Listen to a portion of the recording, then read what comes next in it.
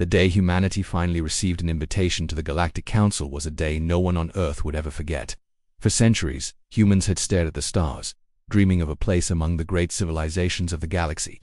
They had built powerful telescopes, sent probes to distant planets, and even traveled to nearby star systems. But nothing had prepared them for the enormity of what lay ahead. The Galactic Council wasn't just a meeting or a conference. It was the gathering of some of the oldest, most advanced, and most intelligent species in existence. Species that had mastered technologies humans could barely imagine. Civilizations that had thrived for tens of thousands, even millions of years, ruling clusters of star systems with wisdom, experience, and power. And now, humans, mere children in galactic terms, were being invited to take a seat at their table. The Earth's delegation prepared meticulously for this moment. Every representative was trained not only in diplomacy but also in history, mathematics, strategy, and the languages of various alien races. Humanity had learned the hard way that words, as much as weapons, could protect or destroy. They had studied the Council's ancient archives, learning what they could about alien protocols, their habits, and their customs. But even with all that preparation, nothing could have truly prepared them for the first glimpse of the Council chambers. The chamber itself was vast beyond imagination. It stretched for miles in every direction, a colossal structure floating in the heart of a neutral star system. The walls shimmered with a strange, living metal that seemed to shift and flow like liquid sunlight. Platforms hovered in midair, connected by streams of light instead of physical bridges. Every corner was alive with motion and energy, as if the building itself were conscious. Thousands of delegates from different worlds had already arrived, each species more astonishing than the last. Some floated through the air with no visible means of propulsion. Others had multiple limbs, eyes, or appendages in shapes humans could scarcely name. Some radiated colors not seen on Earth, and some had a presence that made the humans feel almost invisible by comparison. Despite the grandeur, the humans did not falter. Commander Elena Ruiz led the delegation, her calm voice and steady gaze carrying authority that immediately earned the respect of her team. She was not only a soldier but also a diplomat, someone who understood the weight of first impressions. Every step she took across the grand hall was measured, deliberate, showing confidence without arrogance.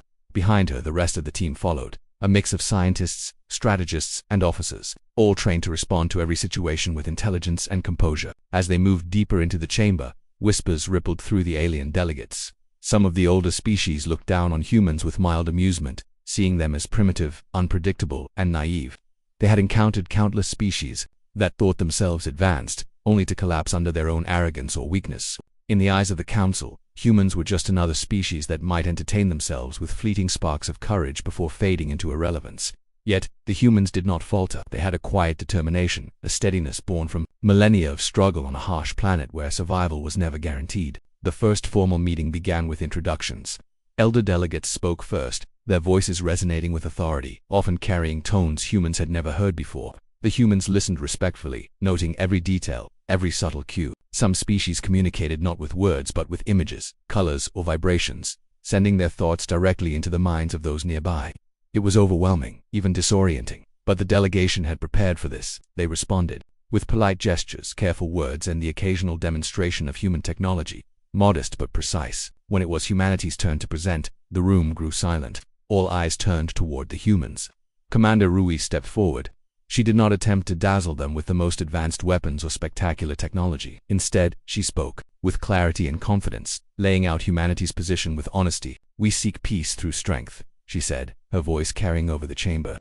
"We are a young species, but we are determined, resourceful, and resilient. We wish to learn, to contribute, and to protect not only our planet but also those who seek collaboration and understanding." Her words were met with polite nods from some, but others could not hide their laughter. They whispered among themselves, their voices a mix of amusement and disbelief. "Look at them," one elder murmured in a language that sounded like music and stone grinding together. "They bring toys to a gathering of gods." Another delegate, its form shimmering like liquid crystal, snickered audibly, a sound that resonated through the minds of nearby humans. Humanity's fleet was small, their ships comparatively weak, and their weapons were basic. They had long-range missiles, kinetic projectiles, energy weapons, and armored battlecruisers, but these seemed laughably inadequate next to the Council's arsenals. Some ships could destroy planets in moments. Some weapons could manipulate the very fabric of space-time. To the Council, humans were armed with what looked like medieval machinery. Yet, there was a subtle strength in humanity that the Council could not immediately quantify. Humans were unpredictable. They adapted quickly. They were capable of incredible ingenuity, combining science and strategy in ways the Council rarely saw. This combination made even the elders uneasy. While the humans were outmatched in raw power, their creativity, adaptability, and determination hinted at a deeper potential. The Council had dealt with many species who were stronger, faster, or older, but few who could survive and thrive against overwhelming odds with the same resilience. During the following discussions, humans quietly observed the alien interactions, noting rivalries, alliances, and patterns of behavior. They learned quickly which species were cautious, which were aggressive, and which were prone to arrogance. The delegation realized that the Council was not just a political body but also a test of character. Every word, every gesture, every decision carried weight. A mistake could provoke hostility or dismissive ridicule. Success required patience, intelligence, and a steady hand. In private moments, Commander Ruiz reminded her team of why they were here. "We are not the strongest," she said. "We are not the oldest, but we are human. And humanity has a history of surviving the impossible, of turning weakness into strength. Today, we do not ask for respect. We earn it, quietly, patiently, with every action and every choice we make." Over the next few days, the humans attended council sessions, participated in debates, and witnessed displays of alien technology. The council often showcased their abilities with subtle elegance, firing weapons that could obliterate planets, manipulating energy in ways that bent the laws of physics, and demonstrating strategies honed over eons. The humans took notes, observed patterns, and quietly adapted their own understanding. What impressed the humans most was the council's underestimation of them. While the elder species assumed humans were weak and predictable, humanity's observers recognized that perception was a tool. Humans had survived wars, natural disasters, and technological challenges that would have ended many civilizations. They had a deep understanding of strategy, combined with creativity born from necessity. And while the Council focused on displays of raw power, humans understood the value of unpredictability. In every mock debate, every simulation, they subtly introduced variables that others did not anticipate, learning how to navigate a universe far more complex than anything they had imagined. The turning point came during the first public demonstration of weapons. Each race presented its arsenal, showing off immense power with pride and confidence. The humans' turn came last, and the Council expected nothing but conventional displays. Commander Ruiz activated the Terran cruiser's systems, showing the ship's capabilities, weapons, shields, and tactical controls. The display was modest, almost humble. Yet within this simplicity lay a quiet power, strategic versatility, adaptability, and the human capacity to innovate in real time. The Council, though outwardly unimpressed, began to notice something subtle. The humans were calm, focused, and unshakable in the face of overwhelming superiority. By the end of Part 1, the humans had done more than survive their first interactions with the Council. They had made an impression. The elder species laughed at first, underestimating humanity as they had done with countless other young civilizations. But beneath that laughter, there was curiosity, unease, and the faintest trace of respect. For the first time, the Council realized that humanity was not just a primitive species. They were a wild card, unpredictable, and capable of remarkable ingenuity. And though no one yet knew it, this small, underestimated species was about to challenge the Council's assumptions in ways no one could imagine. The first few days in the Council chambers had been an intense mix of awe and tension for the human delegation. They had observed alien cultures, listened to debates, and watched displays of unimaginable technology. But despite the overwhelming power of the other species, the humans remained calm, alert, and focused. Commander Elena Ruiz understood that the Council's laughter and subtle dismissals were not insults but tests. They wanted to see how humanity would react when faced with beings who considered themselves far superior. The humans had to prove, not with words but with actions, that they were not to be underestimated. The opportunity came sooner than anyone had expected. The Council announced a joint demonstration of technology and weaponry. Every species was invited to participate, showing their capabilities in a controlled simulation. It was described as educational, a way for the younger species to learn from the veterans of the galaxy. However, humans quickly realized that the invitation carried an undercurrent of condescension. Many of the elder races had no intention of letting humanity shine. They expected the humans to falter, their weapons and ships to appear weak, their strategies flawed. The room was filled with smug whispers, alien gestures, and subtle smirks as the human delegation prepared to participate. Commander Ruiz stood before her team, her expression calm but intense. "Remember," she said, "we are not here to prove we are stronger than everyone else. We are here to show that we are clever, adaptable, and unafraid. Never underestimate the value of strategy over raw power. Today, they may laugh at our weapons, but our true strength is in what they cannot predict." Her words echoed in the small briefing room, instilling a sense of focus and purpose in her officers. They understood that the coming demonstration would be a defining moment for humanity's reputation in the galaxy. The simulation field itself was unlike anything humans had ever seen. It was a vast arena floating in open space, with grids that tracked every movement, energy surge, and trajectory. Each race was allowed to deploy their ships and weapons in any formation they wished. provided they stayed within the simulation boundaries. The field shimmered with holographic markers, energy barriers, and defensive zones. Alien delegates watched from observation decks, their forms suspended in midair, many communicating silently through thought waves or colors that shifted across their skin. The air was thick with anticipation, excitement, and a hint of condescension aimed at the humans. One by one, the elder species demonstrated their power. The Drexery, a race of crystalline beings, fired a barrage of plasma lances that tore through the simulation field, obliterating target drones with precise efficiency. The Vorthon, a serpentine species with multiple limbs and eyes, unleashed energy pulses that bent light around them, creating illusions of massive fleets where none existed. Each demonstration was met with admiration and subtle envy from other races. When the humans' turn came, there was a quiet murmur of amusement throughout the observation decks. The human fleet was small, composed of standard Terran battlecruisers, frigates, and fighter squadrons. Compared to the massive, elegant vessels of the other species, they appeared fragile, almost quaint.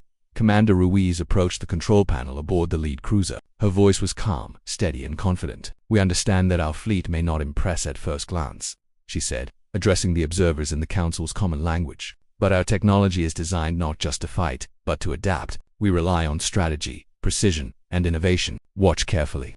The other delegates exchanged skeptical glances. Some whispered to one another, clearly expecting the humans to produce nothing more than a routine, unimpressive display. The demonstration began conventionally. Human ships deployed into standard attack and defense formations, firing energy weapons at simulation drones. The cruisers' shields absorbed impacts efficiently, and their maneuvers were precise and coordinated. At first, the Council delegates appeared unimpressed. They watched as the small human fleet executed predictable patterns, thinking they had already proven the superiority of their own advanced technology. But Ruiz remained calm, her eyes scanning the field and her hands adjusting controls with precision. Then, without warning, the unexpected happened. The lead cruiser vanished. One moment, it was positioned near the center of the simulation grid. The next, it was gone entirely. The observation decks erupted with confusion and murmurs. The aliens had seen weapons and tactics before, but they had never witnessed a ship simply disappear from one location without any visible propulsion, cloaking, or warp signature. Some assumed it was a malfunction, a glitch in the simulation, or a clever holographic trick. Yet Ruiz remained composed. "Observe," she said calmly. "It is not gone. It has moved." Seconds later, the cruiser reappeared behind one of the simulation defense zones, a location that should have been unreachable in mere seconds. Observers froze, their laughter replaced with disbelief. The ship had not traveled conventionally. It had bypassed space itself. For the first time, the Council realized that humans had developed something extraordinary: teleportation. The implications were staggering. A vessel could move instantly from one point to another, bypassing barriers, avoiding attacks, and striking where the enemy would never expect. Panic and confusion spread quickly among the elder delegates. The Drexery scientists began analyzing the telemetry readings, their crystalline bodies glowing with energy as they worked to decipher the impossible event. "It cannot be," one murmured in disbelief. "The energy readings. There is no warp signature, no subspace trajectory, yet it moved instantly across the field." Other species shouted, some accusing the humans of cheating, others demanding that the simulation be stopped. The Council chambers were alive with chaos, an unusual reaction in a body of centuries-old civilizations that prided itself on control and composure. The human team, however, remained calm. Ruiz smiled faintly, knowing the Council was seeing exactly what she intended. "This technology is not a weapon," she explained. "It is a strategic tool, designed for mobility, defense, and precision. We developed it during our last interstellar conflicts to save lives and protect our fleets. It is a demonstration of adaptability, not aggression." The Council delegates struggled to comprehend this. They were accustomed to seeing powerful races flaunt destructive weapons. Humans were showing power through innovation and strategy, and it challenged every expectation they had about warfare and technology. The second demonstration escalated further. Ruiz activated the cruiser's systems again, this time deploying smaller craft capable of teleportation in rapid succession. Drones appeared behind targets, then vanished and reappeared elsewhere, striking simulation nodes in ways that no alien technology could anticipate. Observers were forced to track multiple points of movement simultaneously, but the humans' coordination made it nearly impossible to predict their next action. Confusion and fear replaced the Council's initial amusement. Delegates whispered urgently, recalculating their assumptions about human capabilities. For the human team, the purpose of the demonstration was clear. It was not to show raw firepower or compete with centuries of advanced weaponry. It was to demonstrate that humans could solve problems differently, to use creativity and strategy where other species relied solely on superior resources. The Council had mocked them, expecting failure. But the humans had proven that even a weaker species could become unpredictable, effective, and dangerous through ingenuity. By the end of the demonstration, the council chambers were silent. The laughter, whispers, and condescension that had greeted the humans just hours earlier had vanished. Instead, there was a tense curiosity, a quiet respect, and an unspoken acknowledgement that humanity was a force unlike any other the council had encountered. That humans had not destroyed anything. They had not fired a single fatal shot, yet they had shifted the perception of the entire council, demonstrating a power that transcended conventional weaponry. Commander Ruiz debriefed her team privately after the event. "They laughed at us," she said, her voice calm but firm. "They assumed we were weak. But today, they saw what we can do when we combine intelligence with courage. Remember this, raw power is easy to respect. True power is what they cannot predict." Her officers nodded, understanding the gravity of the moment. Humanity had not just survived the council's mockery, they had rewritten the rules of perception, showing that even a young species could command attention and respect. In a universe that had long dismissed them, the implications of the teleportation technology would ripple through the galaxy for years to come. Alien scientists scrambled to understand it, while council members debated what it meant for strategy, diplomacy, and interstellar politics. Humanity, quiet and composed, left the demonstration knowing they had planted the seeds of caution and respect in the minds of the most powerful civilizations in existence. By the time the humans returned to their chambers aboard the lead cruiser, the team was both exhilarated and exhausted. They had faced ridicule, doubt, and disbelief, had emerged stronger, not through destruction, but through precision, strategy, and the unexpected. The council had mocked humanity's weapons, assuming that small size, basic firepower, and youth meant weakness. But they had underestimated the ingenuity, adaptability, and courage that had defined humanity for centuries. And somewhere deep in the council archives, observers began noting a new variable: humans, unpredictable, innovative, dangerous. The aftermath of the demonstration left the Galactic Council in a state of shock and disbelief. Alien delegates, who had spent millennia studying technology and warfare, were forced to confront something entirely new. Humans had the ability to teleport their ships across space in ways that defied every known law of physics. What began as laughter had turned into unease, and unease into quiet panic. The Council's scientists and strategists could not understand how such a young species had achieved what they themselves considered centuries away. For the humans, however, the reaction was exactly as they expected. They had planned every detail, every step, every move, anticipating that their technology would not merely surprise the Council but fundamentally challenge their assumptions. Commander Alina Ruiz watched the Council's reactions carefully, analyzing each gesture, each ripple of thought wave or color change in the alien delegates. It was a subtle art, reading the body language, mental signals, and cultural cues of dozens of different species at once. Some species radiated disbelief, their crystalline forms pulsating erratically. Others became defensive, their many eyes narrowing and limbs coiling in ways that were instinctively threatening. The humans, in contrast, remained calm, projecting confidence without arrogance. They understood that fear and respect often walked the same tightrope. The Council had to realize that humans were not just clever, they were formidable, disciplined, and, above all, unpredictable. Immediately after the demonstration, the Council convened an emergency session. Delegates from the oldest and most powerful races demanded explanations. Scientists from the Drexery, the Vorthan, and the Clithian species beings, whose civilizations had spanned millennia, huddled over sensor readings, analyzing every detail of the human display. "This is impossible," one Drexery scientist whispered, his crystalline body glowing in sharp pulses. "There is no warp signature, no energy displacement, yet the cruiser moved across the simulation field as if space itself bent to its will. How is this possible?" Another, from the Clithians, a race known for their sharp intellect and mastery of energy manipulation, hissed in frustration. "This violates everything we know about physics, about strategy, about warfare itself. They cannot do this. It defies logic." Accusations began to fly. Some delegates suggested that humans had cheated, using hidden technology or cloaking devices. Others proposed that the demonstration was rigged, a simulation trick designed to mislead the Council. The murmurs grew louder, and some even demanded that the Terran fleet be removed from the simulation entirely. The Council chamber, usually a place of controlled debate and calm observation, had descended into chaos. Delegates shouted, colors flared, vibrations of anger and disbelief echoed throughout the massive hall. The humans, however, did not respond with hostility. Ruiz understood that any hint of aggression would escalate matters dangerously. Instead, she allowed the Council to panic, to struggle with the impossible, knowing that human composure in the face of disbelief would speak louder than words.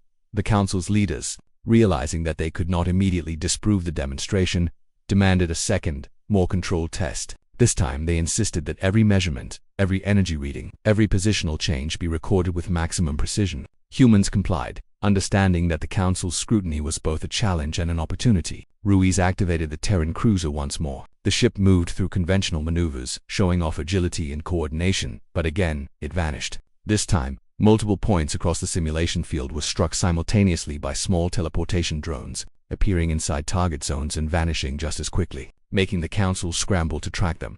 Delegates began to whisper among themselves, fear creeping into their voices. "They have multiplied their presence," said one. "Each point of attack is unpredictable. How do we counter this?"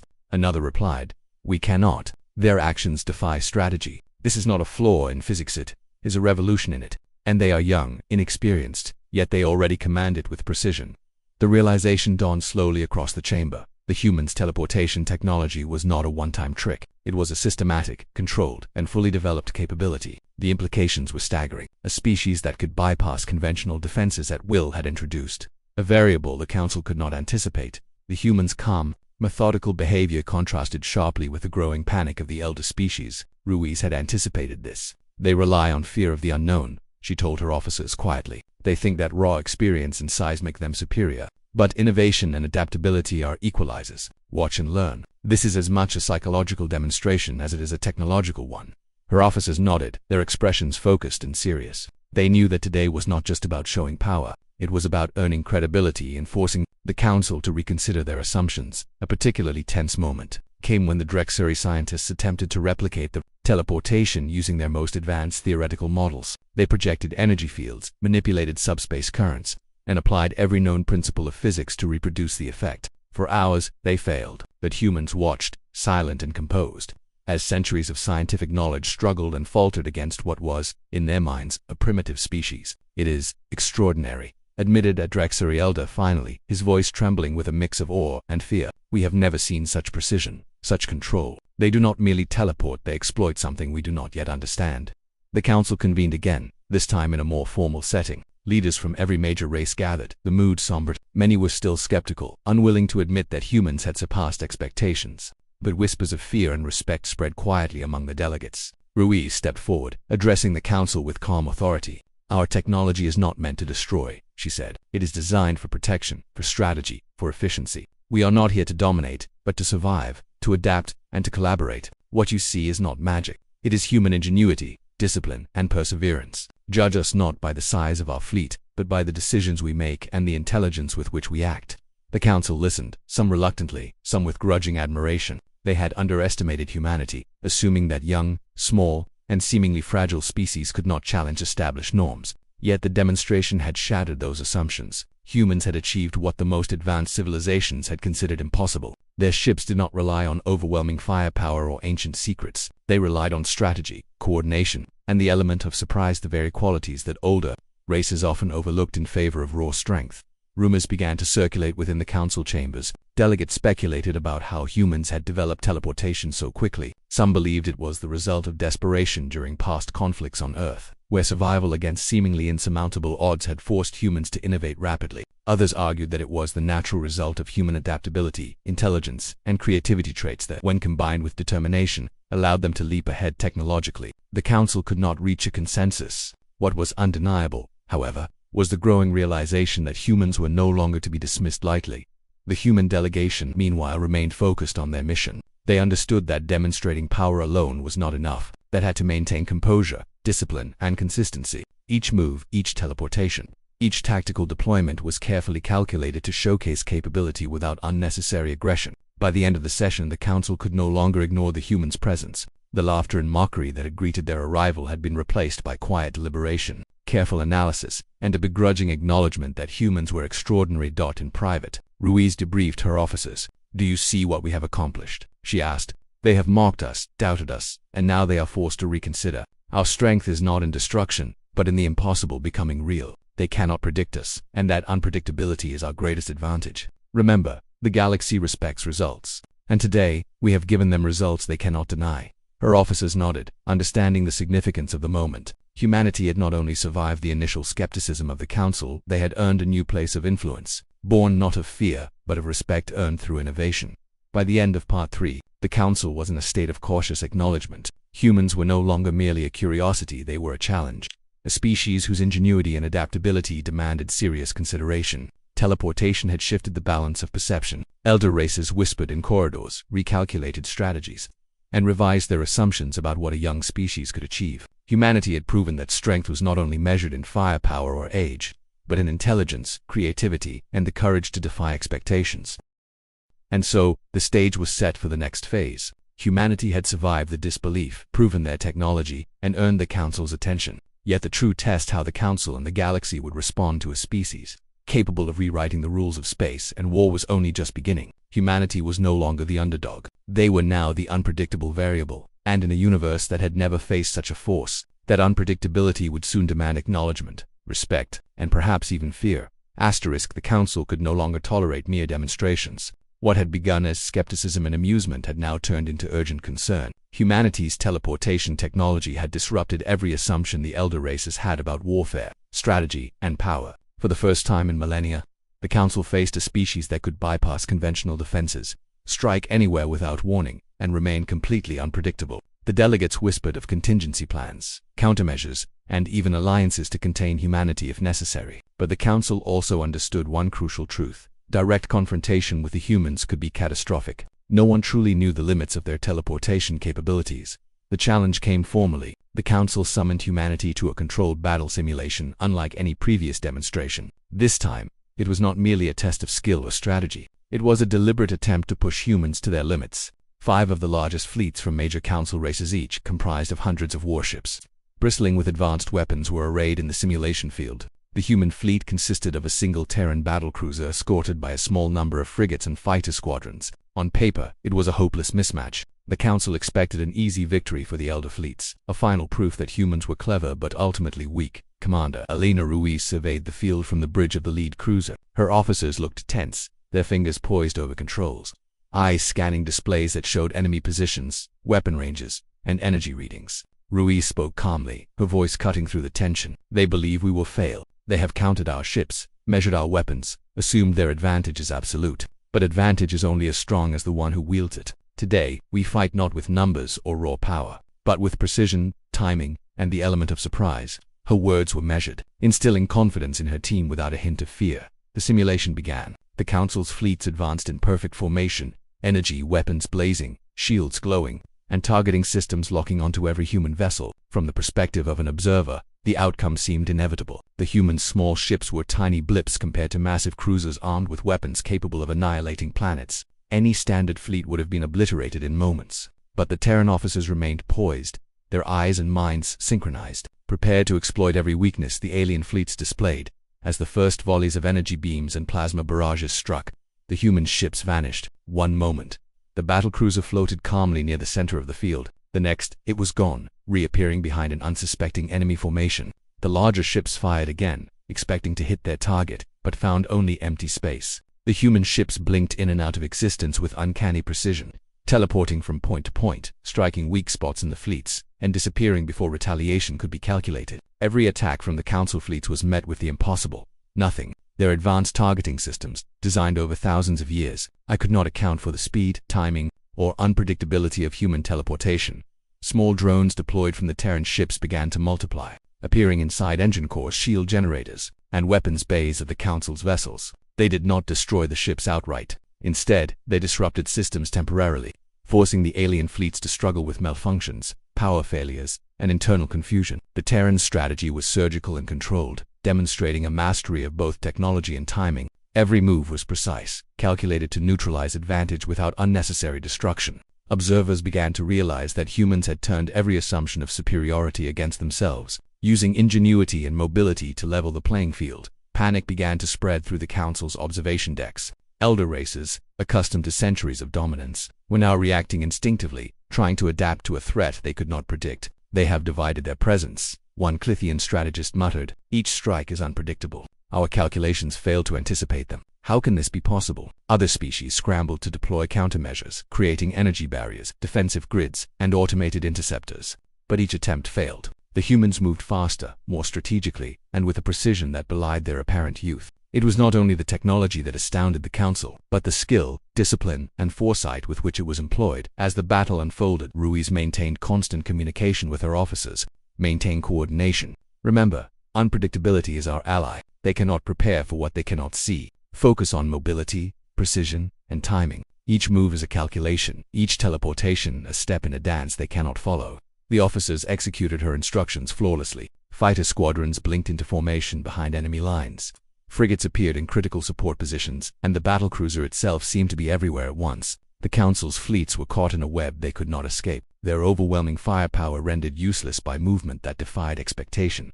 Minutes passed, and the Council's fleets were forced to retreat within the simulation. Their once impenetrable formations now lay in disarray, shields partially disabled, weapons, systems misfiring, and fleets scattered. The humans had not destroyed the alien ships, yet the result was decisive. Victory. The Council had hoped for a quick demonstration of superiority. Instead, they witnessed the triumph of strategy, adaptability, and human ingenuity. Even the most senior delegates could not hide their astonishment. Whispers of fear and respect filled the halls. The same species that had mocked humanity only days earlier now regarded them with a combination of caution and awe. The aftermath of the battle left the Council in a state of reflection. Its simulation had been designed as a test, but the humans had turned it into a demonstration of what real power could mean: mobility. Intelligence and adaptability were as potent as any weapon. Humans had proven that strength did not lie solely in raw numbers or destructive force, but in creativity, innovation, and the courage to employ unconventional tactics. For centuries, the Council had relied on tradition, hierarchy, and predictable methods. Humanity had shattered those conventions, revealing a new variable in galactic strategy: unpredictability combined with precision. Ruiz debriefed her officers privately after the simulation. "Today, we have done more than survive," she said. "We have forced them to reconsider everything they thought they knew. Their fleets, their calculations, their centuries of strategy, none of it could anticipate us. Remember this always. The galaxy respects results, not assumptions. And today, we have given them results they cannot deny." Her officers nodded solemnly, understanding the weight of their achievement. The simulation had not only tested their skills, it had altered perceptions, rewritten expectations, and announced humanity's presence as a serious force in the galaxy. The Council's leaders began to meet in private sessions, discussing contingency plans for the new human variable. They debated alliances, defensive strategies, and how to incorporate humans into galactic politics without risking total chaos. For the first time in recorded Council history, fear and respect were intertwined. Humans were no longer merely young, clever, or unpredictable.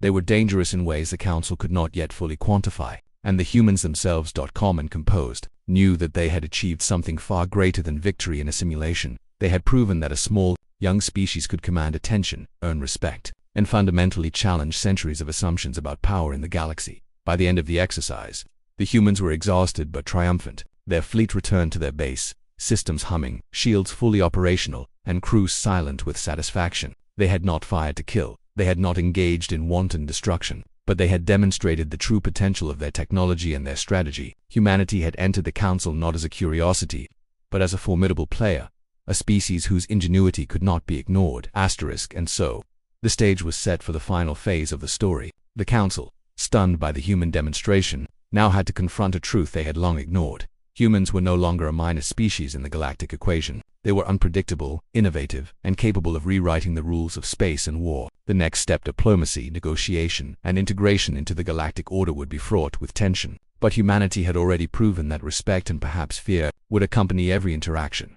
The silence that followed the human demonstration and the simulation battle was unlike anything the Galactic Council had ever experienced. The elder races, who had spent millennia studying strategy, warfare, and diplomacy, were forced to reconsider their assumptions. No one laughed, no one whispered mockery, and no one underestimated humanity anymore. The Terran delegation had arrived with modest ships and unassuming weapons, yet they had achieved what many civilizations could not: instantaneous movement across space, flawless coordination, and a demonstration of power that was strategic rather than destructive. The Council could no longer ignore them, and a quiet tension hung in the vast chamber, thick enough to be felt in every corner. Commander Alina Ruiz stood aboard the lead Terran cruiser, watching the alien delegates from the simulation's observation deck. Her face was calm, her posture steady, but inside she understood the significance of what they had just accomplished. The Council had been forced to confront the impossible. Humanity had not merely survived the scrutiny of the most powerful civilizations in the galaxy. They had demonstrated that they were a force to be reckoned with. Ruiz knew that the respect they now commanded was hard-born from precision, intelligence, and courage, rather than raw strength. The Council reconvened formally, and this time, the atmosphere was markedly different. Gone were the whispers of mockery, replaced by careful analysis, deliberation, and cautious respect. Delegates discussed the human capabilities in low tones, their previous arrogance replaced with an acknowledgement that humanity had proven something extraordinary. Some began to realize that the Terran fleet, small and seemingly fragile, had done what larger, older fleets could not. They had redefined the rules of engagement. Teleportation had not been mere trickery or a novelty. It had been a demonstration of mastery over technology, strategy, and unpredictability. The Clithian delegates, known for their intellect and meticulous planning, were among the first to voice their acknowledgement. "We have underestimated them," one said, its voice resonating with unusual humility. "Their capabilities are beyond what our models predicted. Their strategy, their discipline, their ability to act unpredictably yet with precision. It is unparalleled for a species so young." Other species nodded in agreement, their eyes reflecting a mixture of curiosity and cautious fear. The Drexari, whose arrogance had been apparent from the humans' arrival, were forced to admit the same. "They are dangerous," a crystalline elder murmured. "Not reckless, not violent, but dangerous in ways we cannot yet fully understand. We must treat them differently than we treat others." For the humans, the Council's acknowledgement was an important step, but it was not their ultimate goal. Ruiz had always emphasized that humanity's strength lay not in intimidation or brute force, but in demonstrating capability, intelligence, and strategic foresight. The human fleet had proven that they could survive overwhelming odds, act decisively, and maintain composure under pressure. These qualities, discipline, creativity, and courage, were the foundation of their influence. The demonstration had shifted the perception of humanity from a young, inconsequential species to one that demanded attention, respect, and careful consideration. As the Council deliberated, Ruiz addressed the delegates directly, her voice calm yet commanding. "We do not seek war," she said. "We do not wish to dominate, destroy, or subjugate. Humanity has endured countless challenges on our homeworld, and we understand the value of survival, cooperation, and strategy. What you have witnessed is our capacity to protect ourselves, to defend our allies, and to act with precision when necessary. Respect is earned through understanding, not fear, and we hope that this demonstration has shown our commitment to both intelligence and peace." The Council listened in silence. Some delegates communicated through thought waves or color changes, their responses subtle but unmistakable. Others nodded or gestured in forms of agreement, signaling a grudging respect that had not existed before. The young humans, once underestimated and mocked, had now carved a place for themselves in the complex web of interstellar diplomacy. Their presence would no longer be treated as a novelty or a curiosity. It would be acknowledged as a factor that could not be ignored, even outside the Council chambers. The perception of humanity began to shift. News of the Terran demonstration spread rapidly across the galaxy, reaching the fleets, academies, and political bodies of countless civilizations. Reports emphasized not just the teleportation technology, but the discipline, strategy, and ingenuity of the humans themselves. Across star systems, leaders and strategists began to reconsider their assumptions about young species. While some reacted with envy or fear, others were inspired by humanity's capacity to innovate and adapt. Humans had proven that true power was not measured solely by firepower or age, but by the intelligence, creativity, and courage to use resources in unexpected ways.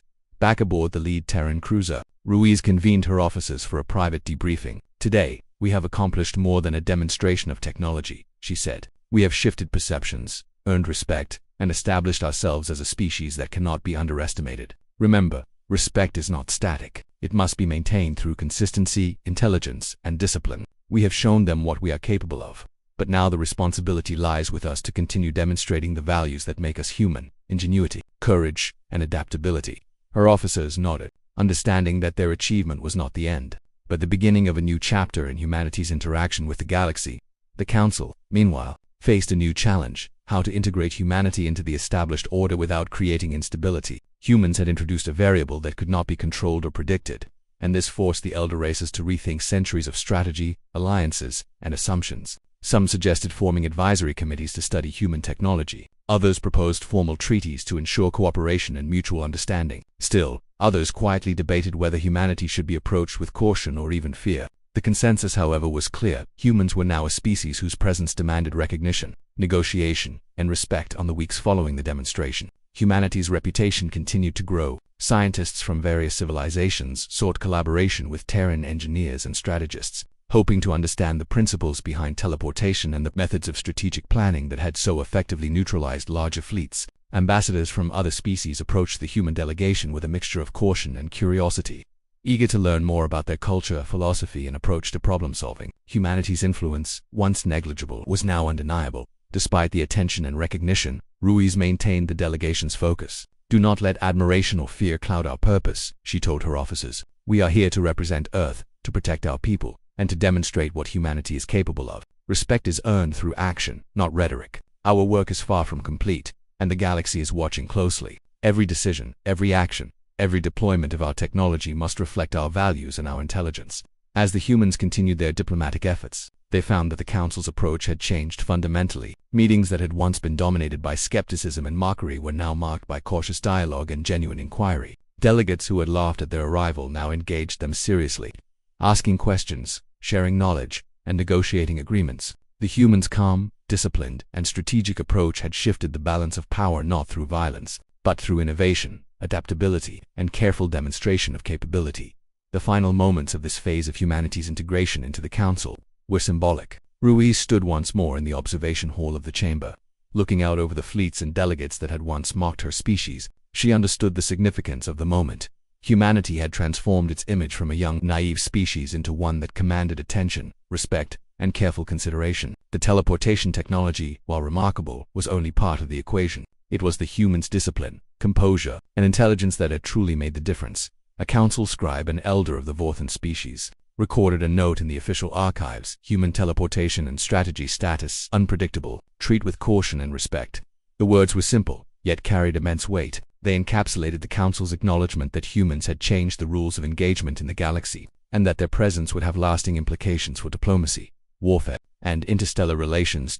As the Terran delegation prepared to return to Earth, they reflected on the journey that had brought them to this point, from the early days of exploration, through preparation and training, to their arrival in the Council chambers and the demonstration of teleportation technology. Humanity had faced ridicule, doubt, and disbelief, yet through intelligence, courage, and discipline, they had earned a place among the galaxy's most powerful civilizations. Ruiz knew that the future would bring new challenges, but she also knew that humanity had proven its capacity to meet them.